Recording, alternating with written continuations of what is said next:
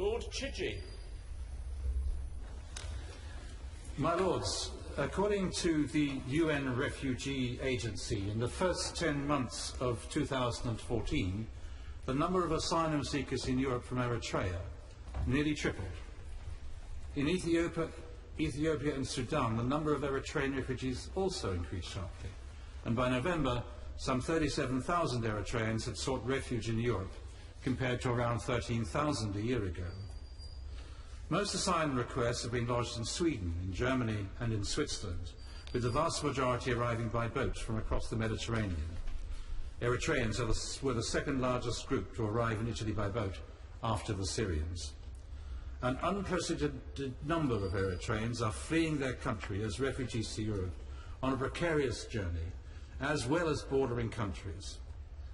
As at mid-2013, UNHCR estimated that the total population of concern originating from Eritrea was over 313,000 people, including more than 292,000 refugees and 20,000 asylum seekers.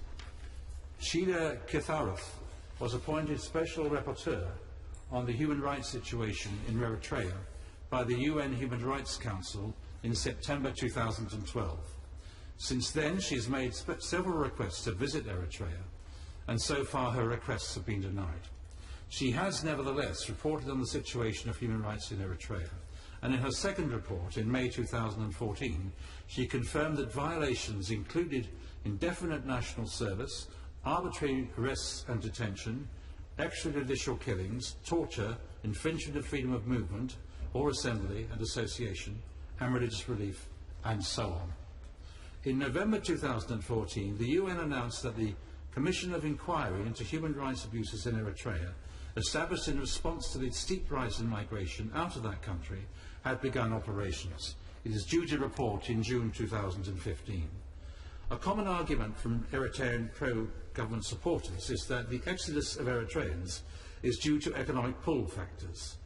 My Lords, if this were the case, one would surely expect to see refugees from other developing countries fleeing in similar epic proportions. They clearly do not. On the other hand, there are apparently numerous human rights violations that incite Eritreans to leave the country, and in this regard, the indefinite national service, arbitrary arrests and detention, or fear of them, are top push factors for flight, according to the Special Rapporteur. According to the reports from the UN Human Rights Council, Eritrea holds many detainees without charge or due process. Some have been imprisoned for over a decade. Others have died in detention. Apparently, detention without recourse to justice is common in Eritrea, there being no avenues for detainees to submit complaints to judicial authorities or to request investigations of credible allegations of humane conditions or torture.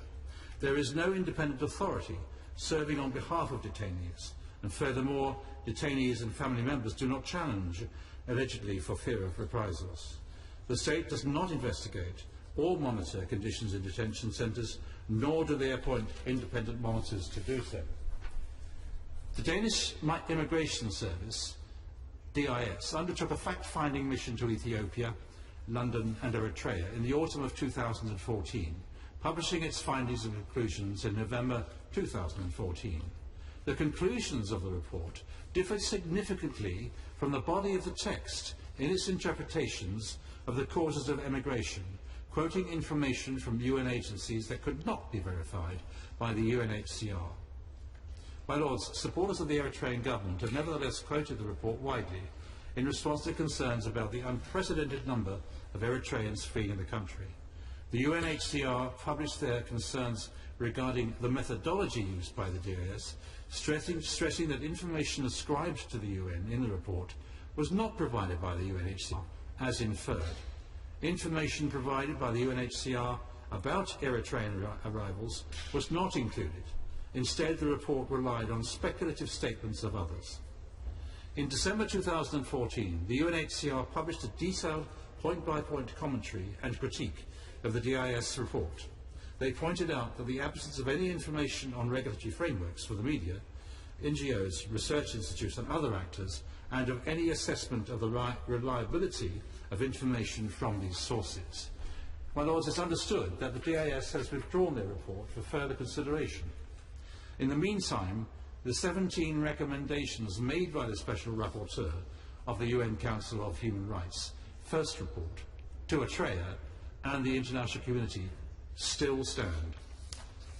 In regard to development cooperation, for more than a decade, the Eritrean government has encouraged mining and exploration firms to participate in the exploitation of the country's mineral resources. While major firms have stayed away, possibly aware of the risk of complicity in human rights violations through the use of national service conscripts, a number of smaller firms have acquired mining and exploration licenses. According to Human Rights Watch, these mining firms are walking into a potential minefield of human rights problems, particularly getting entangled with the Eritrean uniquely abusive program of indefinite forced labour, the inaptly named National Service Programme. The programme was originally set at 18 months, but now requires all able-bodied men and most women to serve indefinitely, often for years, with no end in sight, under harsh and abusive conditions. Some conscripts are assigned to state-owned construction companies who have a complete monopoly in their field. The international firms operating in the country are more or less forced to engage these companies as subcontractors, thus supporting indirectly a system of forced labour. The relationship between Eritrea and Ethiopia is arguably the most important and most volatile in East Africa. The fallout between the two former brothers-in-arms initiated a 2-year-long border war in 1998. Apparently triggered by a dispute over the border district of Badme, the war claimed around 100,000 casualties, cost billions of dollars, and remains the main source of instability in the region. Fighting ended with the signing of the Algiers Peace Agreement and establishment of the Ethiopia-Eritrea Border Commission in 2000. The Commission delivered its delimitation decision in early 2002, importantly placing Badme inside Eritrean territory. Initially, Ethiopia refused to accept the Commission's findings and refused to withdraw to the border they had established, leaving thousands of internally displaced people in refugee camps. Ethiopia eventually accepted the Commission's ruling in 2006, but its implementation continues to be the source of severe tension between the two governments. Indeed, the UN Special Rapporteur in Eritrea stated in her second report in May 2014 that she holds the view that border issues should not serve as an excuse for the government of Eritrea to violate the rights of its citizens within its own territory. Furthermore, a sustainable peace is unlikely to emerge as long as conflict is seen in terms solely of border demarcation. The economic, political, cultural and historical links that bind these two states together should be the basis for a sustainable framework for peace. According to the Royal Institute of International Affairs, Chatham House, opportunities exist for external efforts to foster improved relationships. A fresh approach should involve engaging with each country separately rather than immediately attempting to promote dialogue between them. Economic incentives are central to enabling improved relations between the two states, although prospective economic benefits from reopening the border are unlikely to be persuasive, given that they were unable to prevent the war. International agreement on areas of mutual interest could help foster a sense in Eritrea of stable economic sovereignty against Ethiopia's economic predominance. Waiting for changes of leadership before making significant efforts to engage is, however, untenable, with no guarantee that successors will adopt different foreign policy. My Lords, in discussions prior to this debate, it's been claimed by Eritrean government supporters that the Eritrean government now plans to restrict national service to 18 months, as set out in law, probably by the end of the year. I've also acquired a document issued by the Permanent Mission of Eritrea to the UN in New York, which I have a copy here. The document is entitled Leaked Memo and claims to reveal Ethiopia's destabilising policy against Eritrea. It's apparently a translation into English from Amharic of a news item from the Shabayat news agency website last February. I'd be very grateful if my noble friend the Minister could comment on these developments and perhaps give a considered response in due course. My noble friend will be aware that since December 2014, a number of responses have been given to written questions on Eritrea, submitted by noble lords, including the noble Baroness Kinnock, which have been commented on in the past. But in this regard, can my noble friend provide an update, for example, on the outcomes of meetings of the FCO and the office officials with Eritrean ministers in December, EU negotiations on policies towards Eritrea to suppress the number of refugees from that country, and the release of political prisoners in Eritrea since FCO officials raised the issue with the Eritrean ambassador in March 2004, considering that since then a new ambassador has been appointed. My Lords, migration from Ethiopia and Eritrea to Western Europe can only be understood in relation to where those leaving go to. Take Ethiopia. Following my noble friend's excellent speech and the points he made on Ethiopia, we must, however, recognise that that country is now host to more than 600,000 immigrant people, the highest number of refugees taken in by any Africa country. The government of Ethiopia should be highly commended for accepting and managing so many with such scant resources and not attacked. So, first question, where do these refugees come from? A minority come to Ethiopia from sub-Saharan Africa, countries even poorer than Ethiopia. Far more from those nearer at hand. A lot of Somalis, lots more from the Sudan, and more from Eritrea itself, of course, flood into Ethiopia. Then there is a huge number of more than 160,000 recent returnee refugees, Ethiopians returned to Addis Ababa from Saudi Arabia since the amnesty there granted by the late King Abdullah ended. They too are often destitute when they arrive.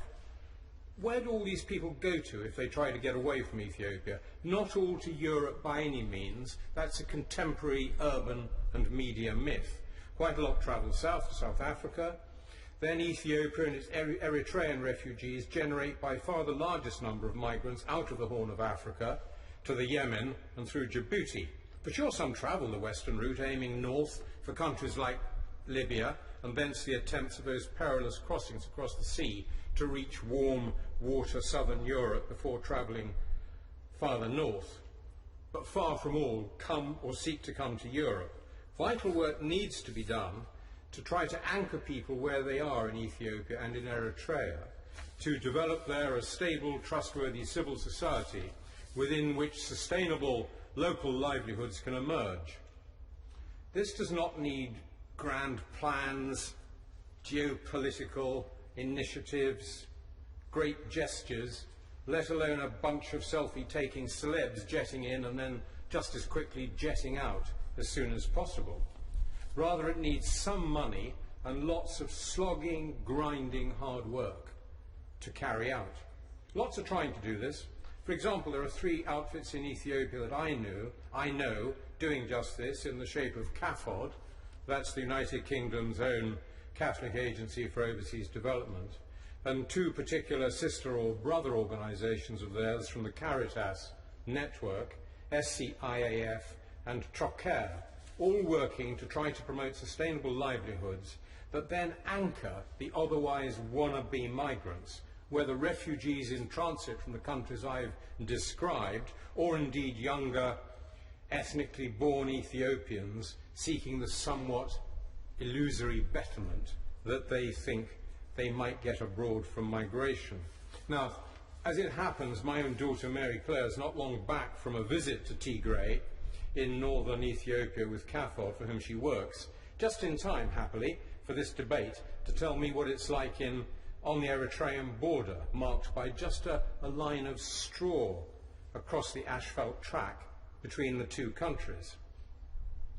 The programmes run by these 3 bodies to date have reached over 65,000 people. More than 60% of these are women and girls, which is much to the good. What do these programmes do? They provide training and support on business development and entrepreneurship skills to poor female and male farmers, ex-pastoralists, as well as the urban self-employed, predominantly women and girls. They also help organise farmers into cooperatives and support groups, and they get to the young training in business, finance, numeracy and literacy, and lots more. None of this is easy, nor I think is it easy at the moment for our own government to deal with much of the raucous criticism of our own taxpayer-funded overseas aid budget.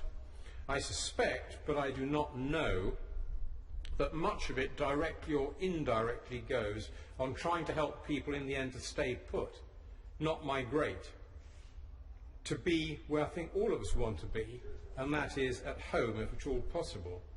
Now, I say to my noble friend, the Minister on the bench, perhaps figures are available. And if figures to this end are available, I think they might persuade more of our fellow citizens that the overseas aid budget is well spent on trying to anchor the otherwise migrant inclined. My Lords, I will briefly at the outset touch on the situation in Ethiopia. With an election looming in Ethiopia in May, we learned that country's media is being decimated, the right to free expression continues to be denied, and at least 60 journalists have fled the country since 2010. The reality is that the Ethiopian government cannot tolerate independent voices being raised or information and analysis disseminated.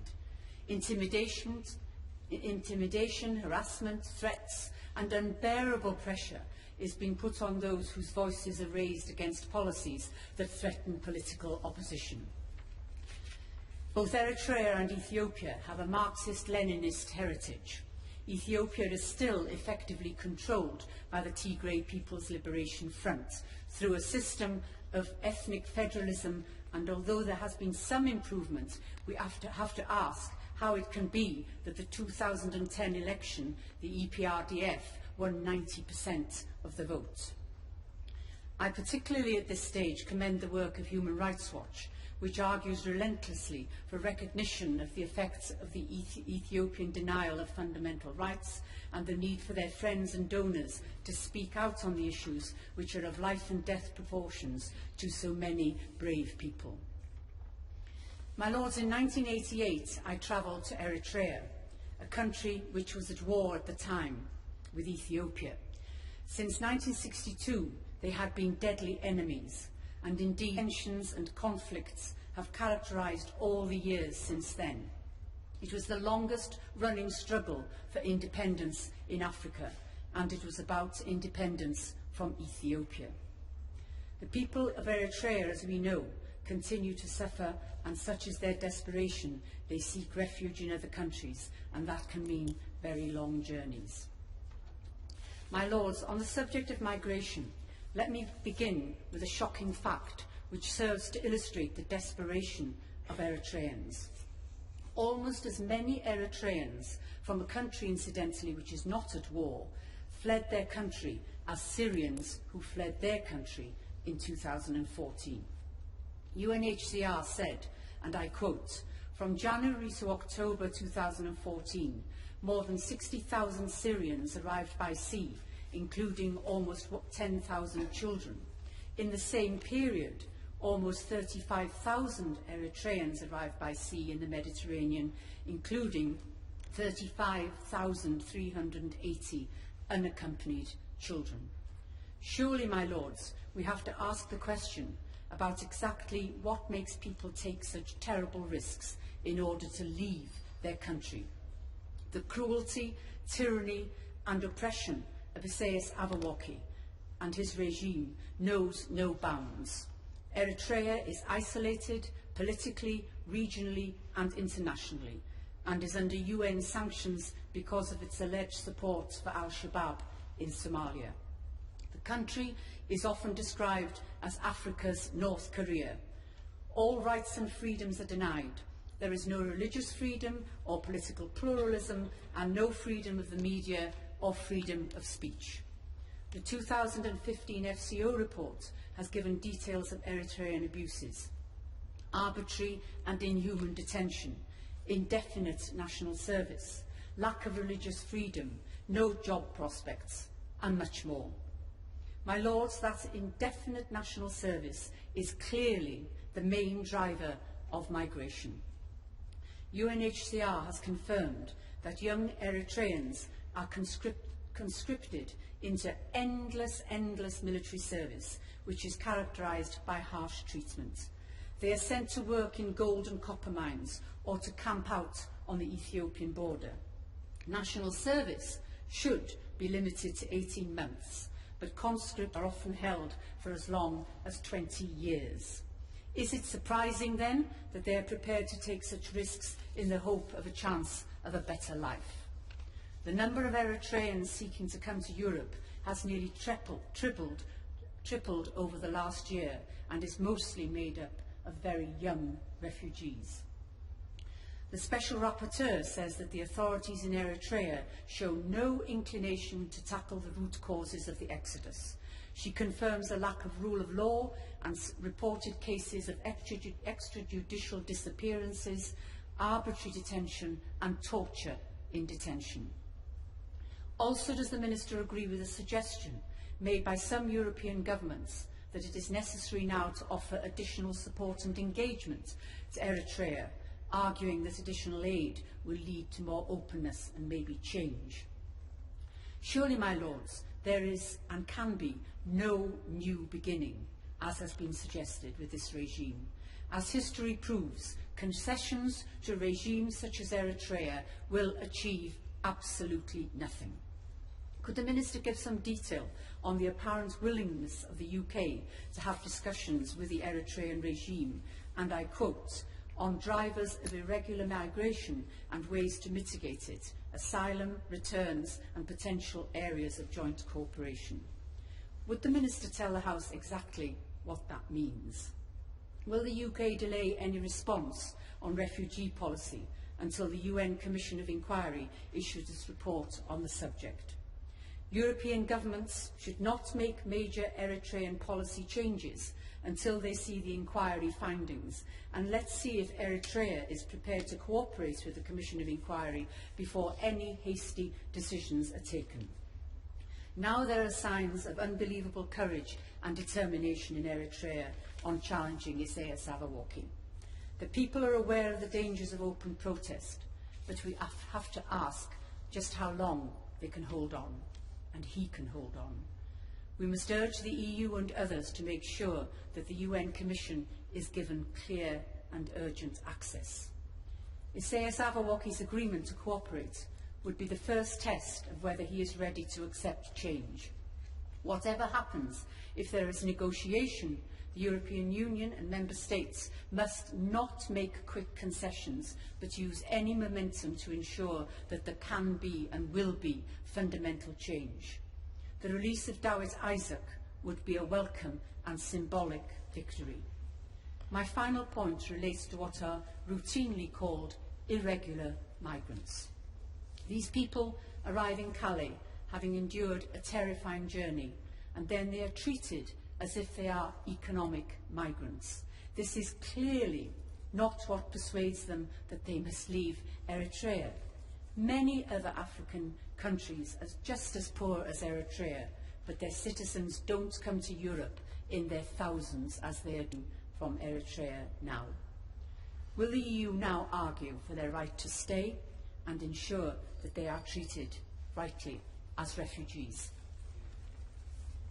Lords, I begin by warmly congratulating my noble friend, Lord Tusi, in getting this short debate linking Eritrea and Ethiopia, and on his masterly summary of the human rights violations in Eritrea and the consequent exodus of large numbers of refugees this causes.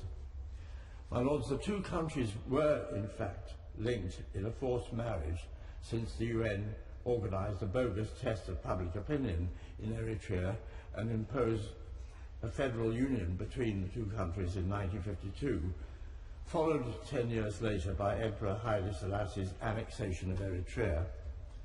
There followed a 30-year war of liberation to restore Eritrea's independence. In the 70s, I was chairman of the Eritrea Support Group, which campaigned in Parliament and the media for Eritrea's freedom and tried to persuade ministers to support the self-determination of the Eritrean people, sanctioned by international law. And ministers would always reply with the mantra, "We believe that a federal solution would be best for the people of Eritrea." I tried to ask them how they dared to usurp the right of the people themselves to exercise the most fundamental right of all peoples, emphasised by its position as Article 1 of the International Covenant on Civil and Political Rights.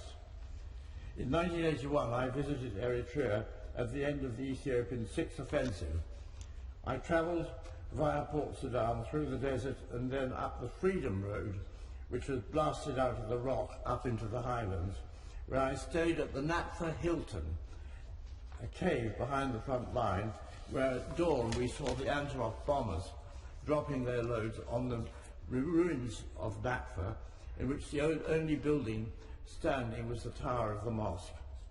The corpses of Ethiopian conscripts killed in a hopeless attack on the cliffs protecting Natfa were still lying where they'd fallen, testifying to the futility of the Derg's colonialism. In 1993, after the Eritreans gained their freedom, they held a referendum in which there was a 99.3% turnout in favour of independence, an event that nobody who was there could ever forget. There was a spontaneous outburst of joy with singing and dancing in the streets, and it seemed that Eritrea, with its talented and hard-working people, would become a beacon of democracy and prosperity in the Horn of Africa. But the dream was shattered when Ethiopia launched a fresh war of aggression on the pretence of a dispute over the border between the two countries, and after tens of thousands of lives had been lost on both sides and hundreds of millions of dollars had been spent on sophisticated weapons, it was agreed to refer the demarcation of the boundary to a commission headed by the distinguished British jurist Sir Eli Lauterpacht, who was a schoolmate of mine 66 years ago. Both countries had to accept the Commission's decision as final, but when the details were published in April 2002, Ethiopia found one excuse after another for disputing the findings.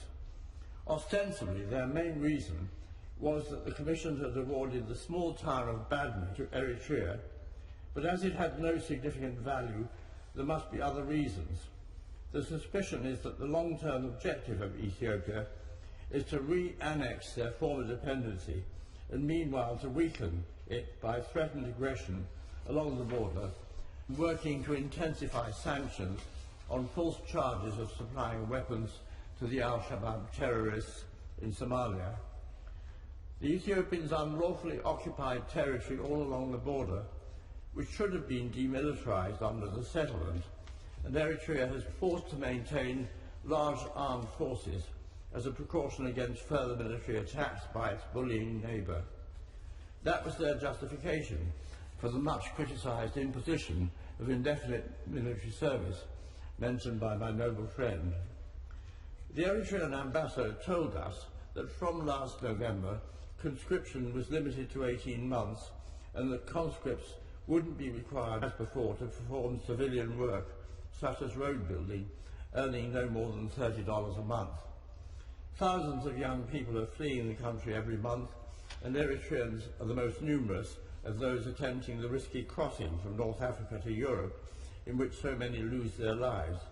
There is hope now that the flood of Eritrean asylum seekers will be abated and that the economy will receive a boost from the extra labour in the private agricultural sector from the release of the indefinitely conscripted young people in the system. The permanent existence of a state of no war, no peace is a major reason for the plethora of human rights violations by Eritrea, which have been mentioned by both my noble friend and the noble Baroness Kinnock, such as the arrest and disappearance of the 21 opponents of the government in 1991, arbitrary arrests and severe restrictions on freedom of expression and assembly are undoubtedly seen by the regime as necessary protections against their unscrupulous and determined enemy. That's not to defend such practices, but to observe and I ask my noble friend the Minister to agree that if the threat of aggression were lifted, violations of human rights would be diminished and the flow of refugees would be further reduced. Trade between the two countries and access by Ethiopia to the ports of Assenna and Massawa would boost economic activity throughout the region and also reduce unemployment locally and internationally, thus reducing the incentive to emigrate. Ethiopia, on the other hand, has no enemies in the region and therefore no reasons for the severe restrictions on freedom of repression that it imposes. Human Rights Watch said last week that 22 journalists, bloggers and publishers were charged with criminal offences in the past year. 6 independent print publications have been intimidated and closed, with dozens of staff forced into exile. 3 owners of publications also fled abroad to escape false charges that led to sentences of 3 years in prison in absentia. 6 members of Zone 9, a bloggers collective, were charged under the counter-terrorism laws and have been in custody for 274 days, sending a chilling message to online activists. Can we not make representations to Prime Minister Desperation to relax the stringent controls on freedom of expression so that Ethiopians can have a genuine election in May? Above all, my lords, I call on the government, and through them the EU, to launch a new diplomatic effort for peace in the region, for Ethiopians of all political parties to accept the Lauda Park settlement unequivocally and to withdraw their forces from Eritrean territory. My Lord, I too thank Lord Chidgey for his comprehensive and challenging analysis and assessment. Some general remarks and then 1 or 2 specific points. Clearly, this complex situation is partly it's a very unstable region, and there's a lot of movement from both of these countries to Saudi Arabia and the Yemen, as well as to Europe. So it's a very unstable context, and therefore requires, I think, some big picture approaches. And then, as we've heard, there's the conflict between Ethiopia and Eritrea, as Lord Avery has just explained very clearly, and that makes it very difficult to have a neat solution with all that complexity. We've heard something of the human rights abuses, and we need to, I think, put on record very firmly in this House the particular suffering of women and girls in that abuse, and not least through the military service, through people trying to escape into marriage to avoid military service and getting married at very young ages. And I would like to also put down a marker about the problem of religious freedom in Eritrea, where the constitution guarantees religious freedom, but only 4 groups are in fact allowed to worship: Orthodox Christians, Catholics, Sunni Muslims and Lutheran evangelicals. And any mature country in that region needs to honour the spirituality and the aspirations of its citizens. We're told that 4,000 people a month are fleeing from Eritrea into Ethiopia, which further complicates the dynamic, I think, between the 2 countries. And because many of those who flee are women and children and unaccompanied minors, they're very ripe for what we call human trafficking. And many of them are in fact picked up and exploited by labour gangs into sexual slavery and even for body parts. We've heard from Baroness Kinnock the sheer desperation this puts in people and their desire to escape. Even in Derbyshire, which in the Peak District, in Matlock, you might think you couldn't be further from Ethiopia and Eritrea. We had a couple who drove back from the continent in a camper van thing, and when they got to Matlock, from underneath out crawled a refugee who'd had that desperate experience, shaking, crying, happy to be turned into the police. A tragic just vignette, really, of the issue. I'm privileged to be a trustee of Christian Aid, and like CAFOD, they're working on the ground in Ethiopia. Been there for 30 years, started by engaging with emergency work, and now are doing very important development work with HIV, malaria, maternal and child care, and especially the safeguarding of the rights of women and girls and their educational development. And I tell you that partly because it's a sign of hope, but Christian Aid, and possibly CAFOD too, does not work in the north of Ethiopia or in Eritrea. It can't get access to do that voluntary work. Often we can work with partners on the ground, grow capacity, but Eritrea and the north of Ethiopia it is a no-go territory because of the chaos. And that means that partnership that government can often assume from the voluntary and faith sector is not able to operate, which is a further challenge and complexity. And I think the migration, and as we experience in Western Europe, is simply a cry for help and shows us the scale and seriousness of government malfunction and the complexity of the history that we're looking at. And therefore it would seem to me that there has to be an approach that is not just bilateral with these countries, trying to work with their difficult histories and tensions, but we have to ask our government to work with the EU, the UN, through the Foreign Office, and really try to not just look at the political possibilities, but try and engage voluntary and faith sectors to work with the desperate need on the ground, especially in northern Ethiopia and in Eritrea, where there's all this suffering and no real access to giving help. So I'd be interested if the Minister could comment on the overall strategy and how working with Europe and the UN might give some hope, besides bilateral things. If the Minister could comment on any representations about honouring religious freedom in Eritrea, and if the Minister could comment on how voluntary and faith groups might assume the partnership they often have with governments in other needy areas to offer some support and development on the ground within the context of the complex political situation.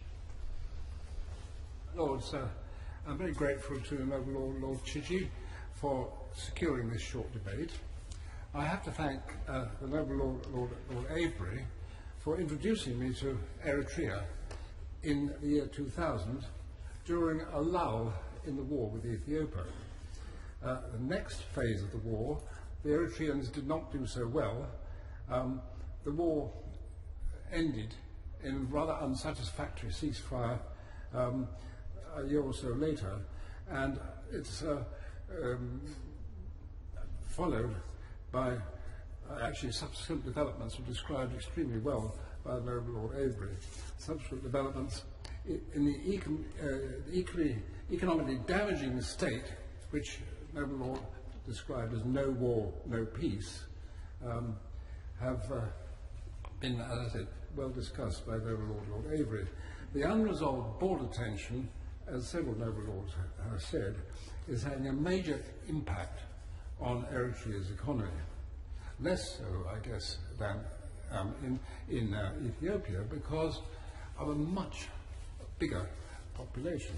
It's, the standing army, which Eritrea maintains, is a major drain on a country with only 3 million people.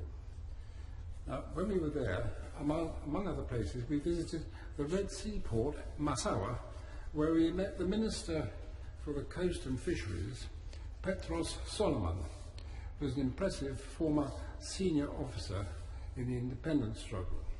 He took us to see a remarkable coastal prawn and tilapia aquaculture pilot project being developed with the help of a small American grant.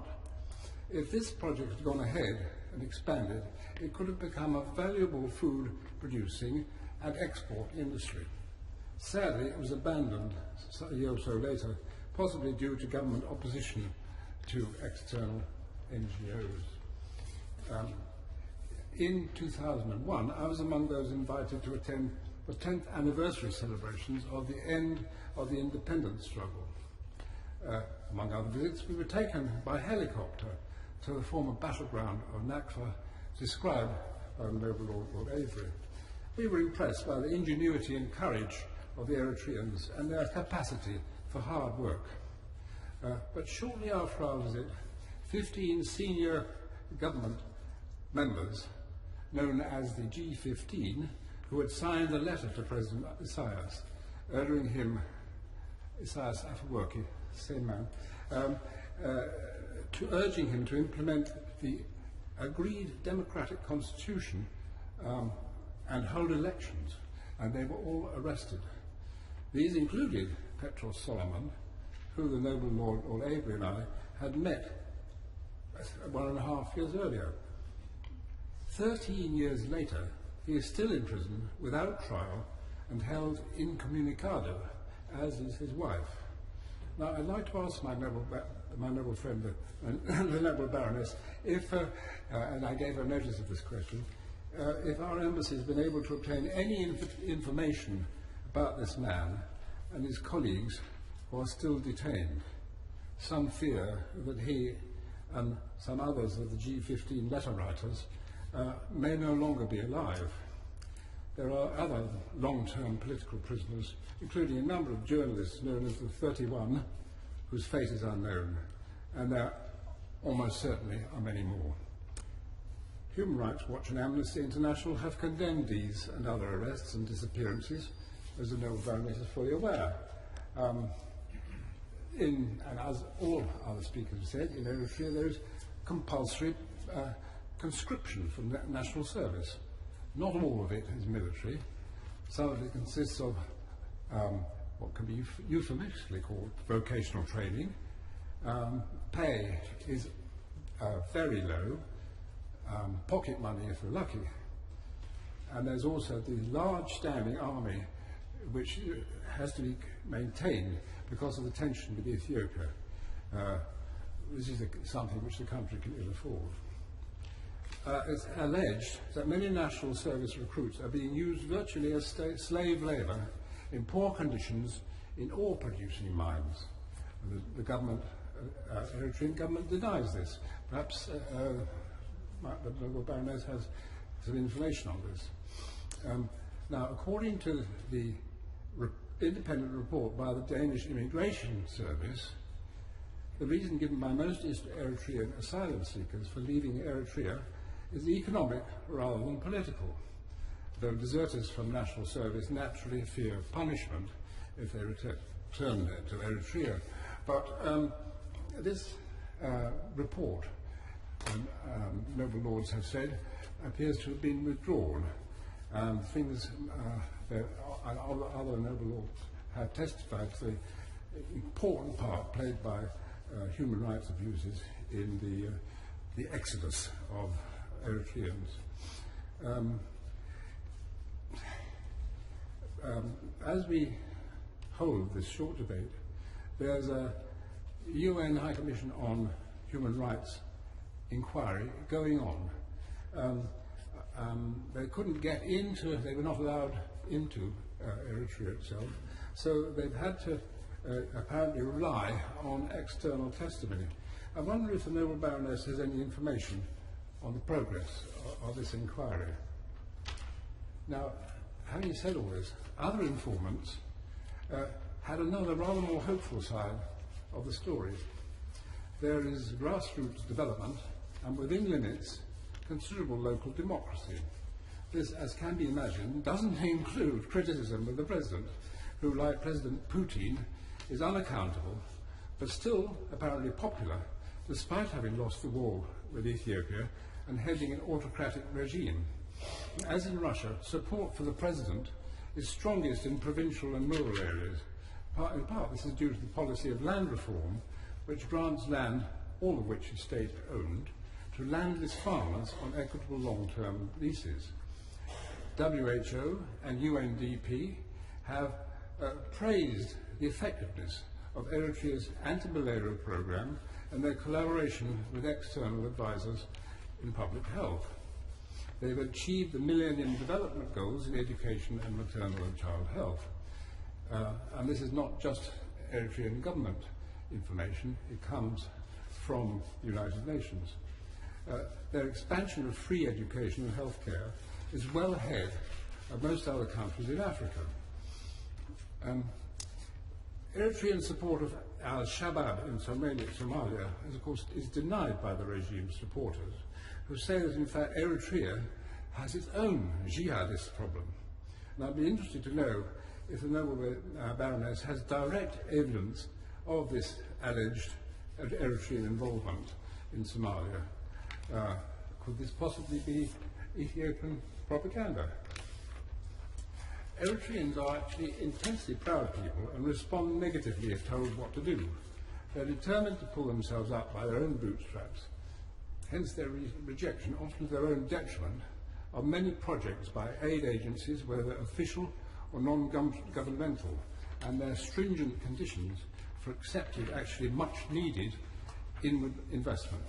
They're determined not to be exploited by multinational corporations. It would be very useful to hear what the UK's experience of investment in capital projects has been in Eritrea. Now, I would suggest that, as with other long drawn-out conflicts, discussion, perhaps initially behind closed doors, is more likely to lead to an acceptable outcome than open confrontation or sanctions.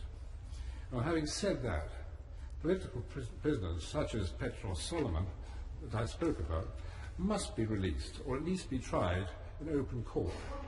Their continued detention without trial and the failure to implement independent Eritrea's agreed democratic constitution are major factors blocking the development of normal relations between Eritrea and the rest of the world.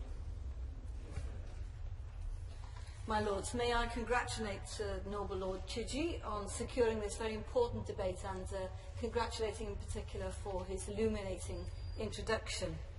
Now, the tragedy unfolding in Eritrea and Ethiopia is impacting directly on us here in the UK and across the EU, and that little picture that we had from the Lord Bishop was indeed something that really tugs on your heartstrings. It's another example of how we can't isolate ourselves from the problems of the world. We can't haul up the drawbridge and hope that the situation will go away. There are hundreds of thousands of innocent people who are desperate in both these countries, so desperate that they're prepared to risk everything, and I mean everything, to start a new life. Not just here in Europe, as people have said, they're going to other countries in Africa as well. There's no doubting the seriousness of the situation, in particular in Eritrea. Eritreans and Ethiopians, as has been suggested, are the main nationalities of the irregular migrants seeking asylum in the EU, apart from the Syrians.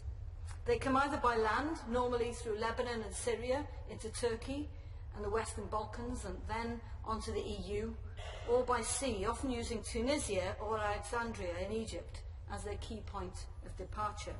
And I'll ask the same question as my noble friend Baroness Kinnock asked it. What are they fleeing from?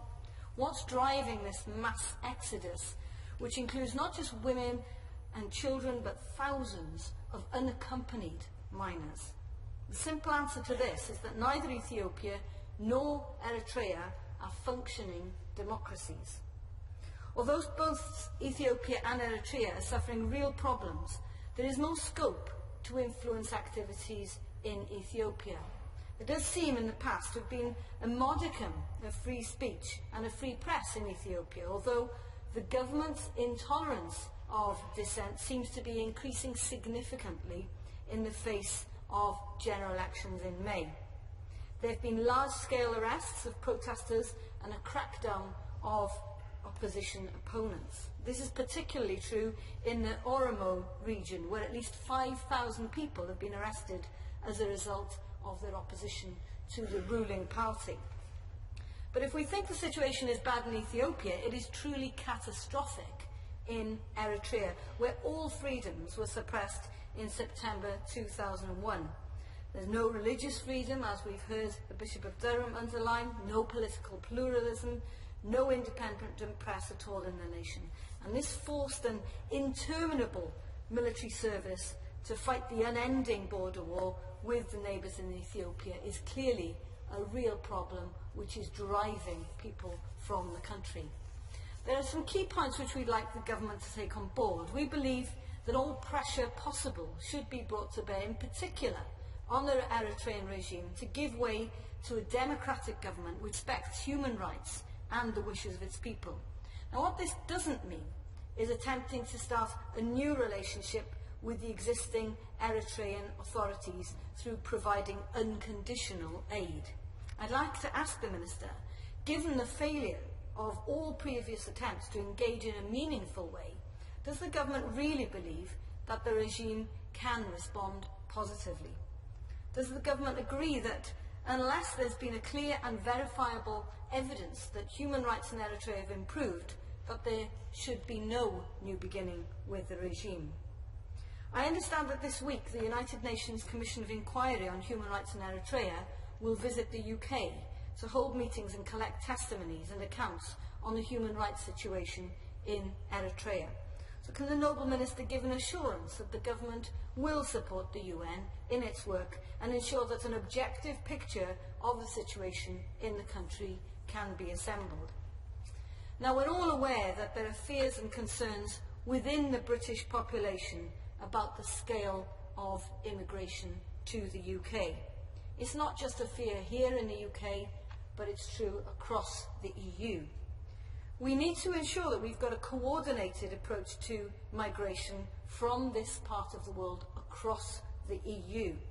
Let's be clear, if Britain left the EU, it wouldn't stop people from coming, but it would stop us from working together in a coordinated fashion with our EU partners. A €5 million programme is being established between Frontex, the agency of the EU that manages cooperation between national border guards to secure the external borders of the Union, including from illegal immigration, human trafficking and terrorist infiltration, and the UNHCR to help the Western Balkans strengthen their asylum and migration policies and capabilities. In addition to this, Frontex is cooperating closely with Turkey, which has helped to stem the flow of the ghost ships which we saw before Christmas, and has, I understand, assigned a member state expert to help the Turks in improving the security around the Mersin port. The EU has also signed a readmission agreement with Turkey, which means that Turkey must not only take back nationals who may be irregular migrants, but also migrants who are seen to have come from Turkey. There is close and joint cooperation in the Aegean Sea and on the Greek and Bulgarian land borders. So could the Minister explain how on earth the UK could begin to influence or support these actions if we were outside of the EU? We shouldn't underestimate the people who are seeking to benefit from people's immense suffering, the people traffickers who extort thousands from these desperate people. Europol is ensuring that there's an exchange of information across Europe and with our partners in the Western Balkans and Turkey, which ensures that European nations can tackle some of the criminal aspects behind this migration. We should be clear, however, that none of this will stem the flows out of Ethiopia and Eritrea. The human rights violations are simply too much for many of the population to bear. Whilst Eritrea is considered a real basket case in terms of human rights, the tragedy is that things seem to be getting worse in Ethiopia, which was once the darling of the international aid community. Can the Minister explain, therefore, how aid being conditional on improvements in human rights can be strengthened for Ethiopia? And can the Minister outline how we can offer more support to Eritreans in the camps in Sudan and Ethiopia? And finally, can the Minister clarify the situation in relation to migrants from these two countries when they arrive in the UK? What proportion are termed irregular migrants? What proportion are given asylum status? Is there any recognition of the fact that there are many desperately poor countries in Africa, but the poverty and economic migration does not explain the disproportionate numbers arriving from these two countries? My Lords, I add my congratulations to my noble friend for securing today's debate, and I'd also like to commend the important work of the various all-party groups of which the Noble Lord is an active member, including the all-party group on Africa. As my noble friend has described, there are a few more moving stories than those of migrants who undertake such perilous journeys to reach Western Europe. and sometimes lose their lives in the process. And the noble Lady Baroness Morgan of Ely has just described that graphically too.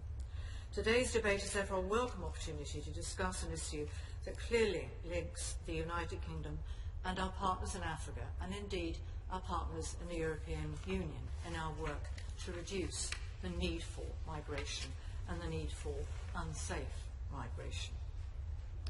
My lords, the government has made it very clear that the international community must act together to reduce the risk of migrants losing their lives or falling prey to the traffickers. Migrants make the journey for a number of reasons, whether seeking more economic opportunities or to escape human rights abuses and persecution. And I'll come in a moment to some of the more specific points which noble lords have made on that matter. Poverty and instability in the Horn of Africa drives individuals to seek a better life in Europe and beyond. For those who can't leave, these same factors contribute to an environment in which fundamentalism and extremism can prosper. Tackling illegal migration to the EU from the Horn of Africa is therefore clearly in our interests and that of all countries in the region. We must address the problem at its source, and the UK is committed to playing its part.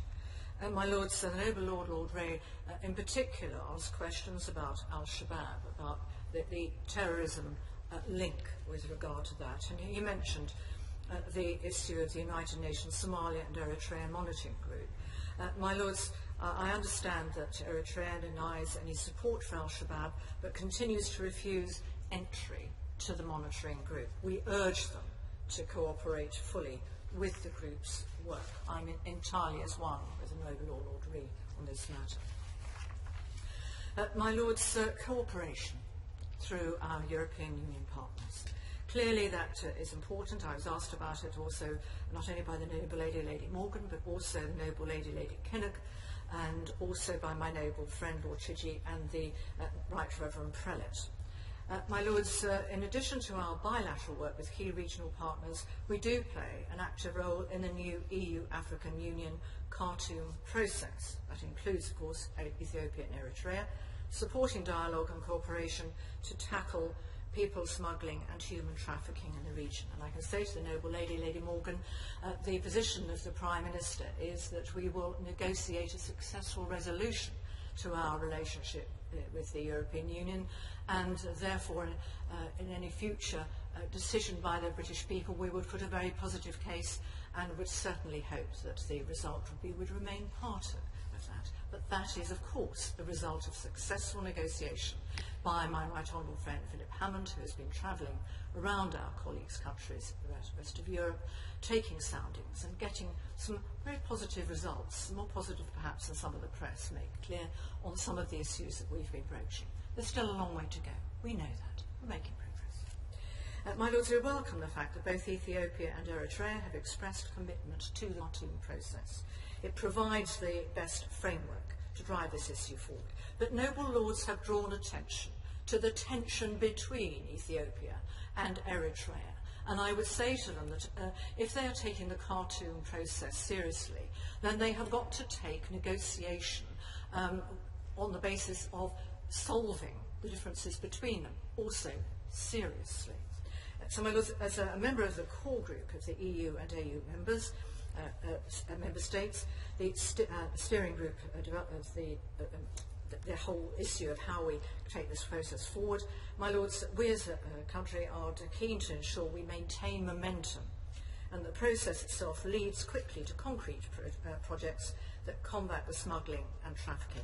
And several noble lords asked me in particular about extended military service, very much a euphemism, and I listened very carefully to all the words used by the noble Lord Ray, the noble Baroness Lady Kinnock, my noble friend Lord Avebury, obviously in particular my noble friend Lord Chidgey in opening, but also the Right Reverend Prelate, about the real nature of this and the fact that people are, one or two noble lords referred to it almost being like slave labour, and the fact that it acts as a serious driver for people to leave the country and be completely frightened, I can't think of the right word, terrified of returning, because having left and broken the rules about conscription, they're terrified of returning.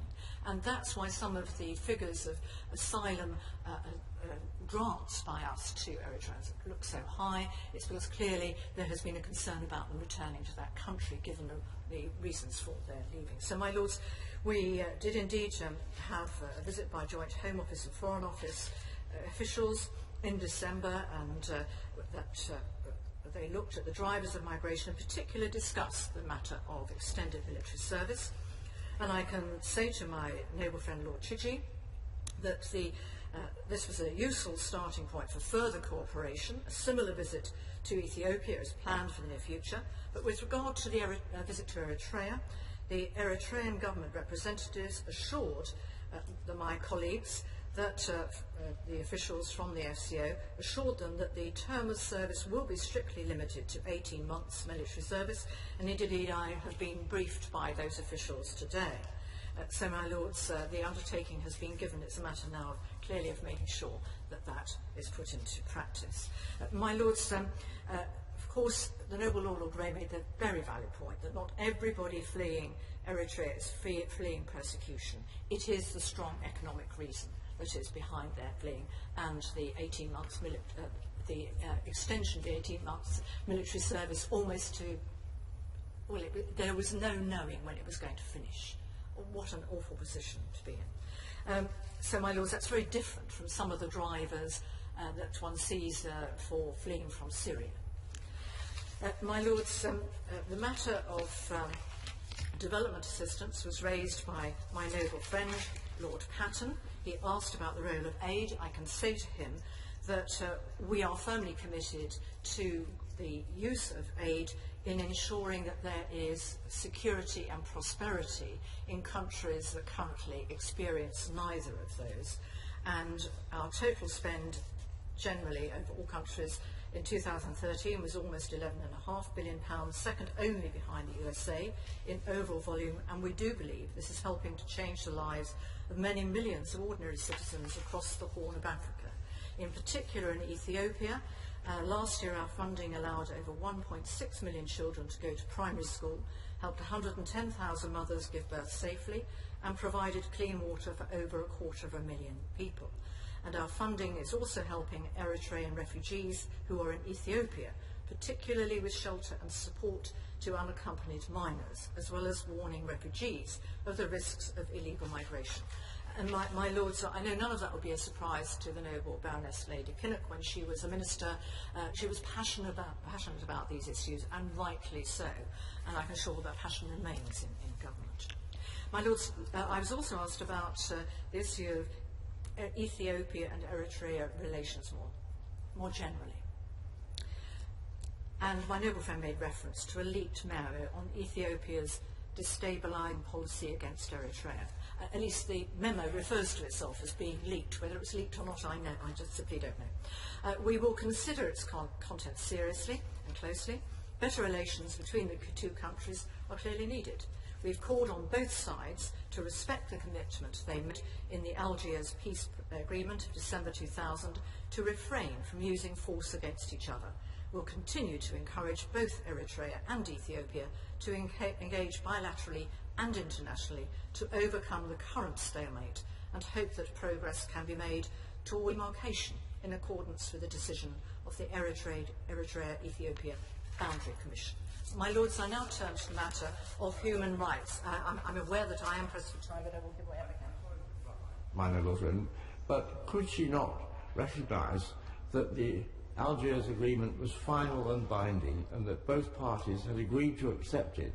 So there's no question of negotiations or variations on the settlement. They must both accept it, and in particular, Ethiopia must agree to the border that was determined by the British Judge Reichenbach. International agreements, once entered in, should be adhered to, and I hope that the Russians hear that with regard to the Minsk process with regard to Ukraine. I agree with my noble friend about the importance of keeping one's word. My lords, of course, much attention was drawn to the issue of human rights, and rightly so. My lords, if I can summarise very rapidly indeed, The noble Lady Kinnock, my noble friend Lord Avebury, the noble Lord Ree, my noble friend Lord Chidgey, and the Right Reverend Prelate, the Bishop of Derby, all raised issues. Can I say briefly with regard to the matter of Petros, my lords, we are aware, of course, of the case of Petros. I'm afraid I can give the noble Lord Ree no comfort. We do not have any assurances about his well-being despite consistent efforts to obtain them, but we will continue to call for his release. There are human rights abuses across the board. The Right Reverend Prelate raised that of religious freedom, and I would say that we will continue to look very carefully at the matters that he raised, because clearly those are abuses which have occurred, and as he rightly says, particularly against groups which are not registered under the Eritrean system. My lords, there was a reference to the issue of the detention of political prisoners, of journalists. We certainly try to establish the facts. There are still other journalists in detention, even though there's reports that 6 have been released. And there was a reference to the Swedish Eritrean journalist David Isaac, who is still indeed under arrest. My lords, with regard to all these matters, we do not give up. Just because it's too difficult, we do not give up in pursuing our relationship with these two countries. Walking away would leave those who are the victims of persecution and misbehaviour by governments, would leave them in a perilous position, more perilous than they currently face. So the commitment of this government is it's a challenge that requires a global response, a long-term response to a difficult problem. My lords, we will all keep trying to ensure that as an international community we do our best to tackle it for the sake of those behind the traffickers and behind governments who do not have good governance.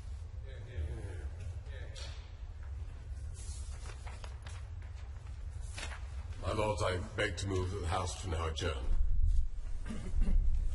That the House do now adjourn.